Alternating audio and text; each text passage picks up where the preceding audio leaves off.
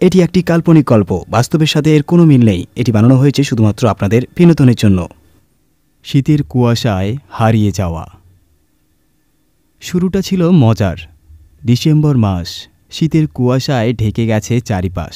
কলেজের শেষ বর্ষের 5 জন বন্ধু রাহুল, অমিত, তৃষা, রিয়া আর নন্দিনী ঠিক করল পিকনিক করতে যাবে। জায়গা বাছাই হলো শহরের বাইরে একটা নির্জন জঙ্গল। গল্পকথা আর মিথে ঢাকা এই জায়গাটা নিয়ে স্থানীয় লোকেরা বলে এখানে নাকি কেউ গেলে ফিরে আসে না। রাহুল দলের নেতা স্বরূপ, সে সবসময় নতুন কিছু করতে ভালোবাসে। অমিত তার ঘনিষ্ঠ বন্ধু, স্বভাবে সাহসী ও তীক্ষ্ণ বুদ্ধি। তৃষা ভয় পেতে ওস্তাদ, যে কোনো কিছুতেই সে ভয় পায়। রিয়া ও নন্দিনী অপেক্ষাকৃত বাস্তববাদী। আর ব্রণ, রাহুলের পোষা কুকুর, দলটির সবচেয়ে বিশ্বস্ত সঙ্গী। সকালে শহর থেকে গাড়ি নিয়ে বের হলো তারা। রাস্তায় অনেক হাসি ঠাট্টা, গান আর সেলফি তুলতে তুলতে পাড়ি দিল। নির্দিষ্ট জায়গায় পৌঁছে তারা গাড়ি রেখে জঙ্গলের ভেতর হেঁটে যাওয়ার সিদ্ধান্ত নিল। জঙ্গলে ঢোকার আগে কিছু কিনতে হবে, বলল রিয়া। তারা দোকান থেকে খাবার, পানীয়, টর্চ লাইট, দড়ি আর অন্যান্য প্রয়োজনীয় জিনিসগুলি কিনল। তৃষা একটু ভয়ে ছিল। এ জায়গা নিয়ে এত গল্প শুনেছি, তোমাদের কি মনে হয় আমরা ঠিক করছি? রাহুল হেসে বলল, তোর বোকা, ভয় পাস না, আমরা সবাই একসঙ্গে আছি, ব্রণ তো আছেই। তৃষা আর কিচ্ছু বলল না।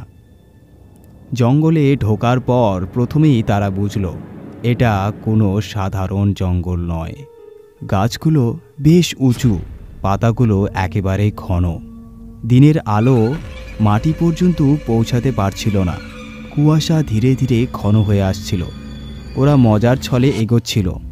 কোথাও কোথাও পাখির ডাক শোনা যাচ্ছিল, আবার কোথাও কোথাও একেবারে নিস্তব্ধ। দুপুর নাগাদ সবাই ক্লান্ত হয়ে পড়ল। একটা খোলা জায়গায় তারা বসে পড়ল। খাবার বের করে খেতে শুরু করল। হঠাৎ ব্রুনো ঘেউ ঘেউ করে উঠল। তার কান খাড়া, চোখে সতর্ক দৃষ্টি। ও কি দেখছে? রিয়া জিজ্ঞেস করল। রাহুল বলল, বোধহয় কোনো শিয়াল বা অন্য কোনো পশু, ভয় পাওয়ার কিছু নেই। কিন্তু ব্রুনো যেন ভীষণ আশ্বস্তিতে ছিল। খাবার খাওয়া শেষ করে তারা আরও কিছুটা ভেতরে ঢুকল।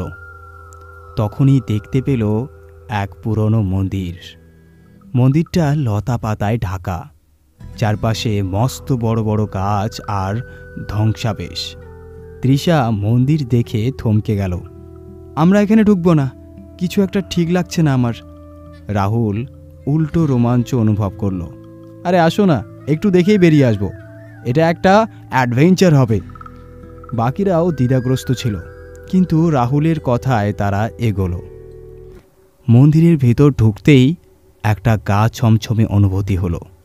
জায়গাটা অন্ধকার, মাটিতে ধুলো আর ভাঙা মূর্তির টুকরো। দেয়ালে অদ্ভুত সব চিত্রকলা আঁকা। একদিকে একটি পাথরের বেদি, যেটা দেখে মনে হচ্ছিল বহু পুরনো। মন্দিরের এক কোণে কিছু খুঁজছিল রাহুল আর অমিত। মেয়েরা তখন এক জায়গায় বসে বিশ্রাম নিচ্ছিল। ব্রণও তাদের পাশে ছিল। হঠাৎ ঠান্ডা বাতাস বইল আর টর্চ লাইটগুলো একে একে নিভে গেল। তৃষা ভয় চিৎকার করে উঠল, আলো নিভে গেল কেন? রিয়া আর নন্দিনী চেষ্টা করল আলো জ্বালাতে, কিন্তু ব্যর্থ হলো। ঠিক তখনই একটা ছায়া দেখা দিল। প্রথমে সেটা মেঝের উপর ভেসেছিল, তারপর ধীরে ধীরে আকার নিতে লাগলো। সেটা যেন একটা মানুষের মতো, কিন্তু তার মুখ ছিল ফাঁকা। তোমরা এখানে কেন? ছায়াটা বলল। কণ্ঠস্বরটা যেন চারিদিকে প্রতিধ্বনি হচ্ছিল। তৃষা কান্না জুড়ে দিল, আমরা চলে যেতে চাই, আমাদের ছেড়ে দাও। ছায়াটা বলল, এখানে আসা মানেই আমার শিকার হওয়া, চলে যাওয়া সহজ নয়। ছায়াটা ধীরে ধীরে তাদের দিকে এগিয়ে আসছিল। ব্রুনো আচমকা ছায়াটার দিকে তেড়ে গেল। কুকুরটার আওয়াজে ছায়াটা থমকে দাঁড়ালো। সেটা যেন ব্রুনোর ঘেউ ঘেউয়ে কাঁপছিল। রাহুল ব্যাপারটা বুঝতে পারল। ব্রুনো শব্দ করে ওটাকে দুর্বল করছে। আমরা সবাই আওয়াজ করি। তারা সবাই চিৎকার করতে শুরু করলো। ছায়াটা ধীরে ধীরে কুঁকড়ে গেল, তারপর মেঝের উপর লুটিয়ে পড়ল। তাদের আলো আবার জ্বলে উঠল। তারা দ্রুত মন্দির থেকে বেরিয়ে এলো, কিন্তু জঙ্গল থেকে বের হওয়ার পথ খুঁজে পাচ্ছিল না। তখনই ব্রুনো পথ দেখিয়ে তাদের গাড়ির কাছে নিয়ে গেল। গাড়িতে বসে তৃষা বলল, এটা কি বাস্তব ছিল নাকি আমাদের মনের ভুল? রাহুল উত্তর দিল, বাস্তব হোক আর যাই হোক, এটা আমরা কখনো ভুলতে পারবো না। 5 বন্ধু জীবনে প্রথমবার এমন এক অভিজ্ঞতা লাভ করল যা তাদের স্মৃতিতে চিরদিন আমলীন থাকবে। জঙ্গলের রহস্য হয়তো তাদের পিছু ছাড়ল, কিন্তু মন্দিরের সেই ছায়া আর তার প্রশ্নবাণ তাদের মনে গভীর ছাপ ফেলে গেল। এতক্ষণ থেকে আপনি শুনলেন বঙ্গ হরর স্টোরি। গল্পের পাঠক ছিলাম আমি, পরিতোষ বর্মন। গ্রাম বাংলার ভূতের গল্প যদি আপনি ভালোবাসেন আর আমার গল্প পাঠ যদি আপনাকে মুগ্ধ করে, তাহলে আপনি আমার বন্ধু হতে পারেন শুধুমাত্র একটি ক্লিকে। তাই সাবস্ক্রাইব করে নিন আর ভিডিওটি পারলে সবার সাথে শেয়ার করুন। ধন্যবাদ।